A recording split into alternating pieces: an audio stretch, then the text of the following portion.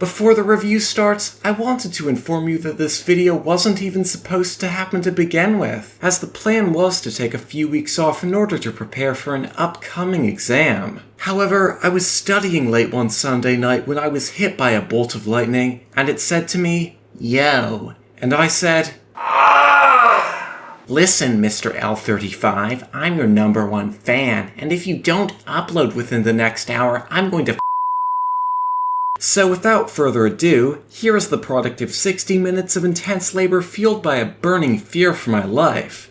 Turok 2, you might know it, I sure don't, but it's one of the N64's most debatably iconic video games of all time. However, being a successful Nintendo exclusive in the late 1990s, the N64 wasn't the only platform it appeared on. Enter Turok 2 for the Game Boy and the Game Boy Color. It might not look like anything special, but it's actually one of the most unique games on the entire system. You see, Turok 2 Seeds of Evil for the Game Boy and the Game Boy Color are the same game, as to my knowledge, it's one of the only games developed for the Game Boy Color that's backwards compatible with the original Game Boy. In fact, it's not only on the Game Boy Color and the original Game Boy, as it also can be played through the Super Game Boy peripheral for the Super Nintendo. Combine that with the Game Boy Advance's backwards compatibility for Game Boy Color games, and the Game Boy version of Turok 2 can be played on 4 different systems. Turok 2 Seeds of Evil for the Game Boy Color, Super Game Boy, and Game Boy Advance does provide me an opportunity, and that's to talk about the Super Game Boy itself. Most famously, instead of being limited to the monochrome of typical Game Boy games, the Super Game Boy allowed you to not only pick between multiple preset color palettes, but to design and customize your own color palettes to play Game Boy games with. There's multiple different backgrounds to select from as well, and that's not even the best part. I mean, it's a game peripheral that allows you to draw on the margins. What more could you want?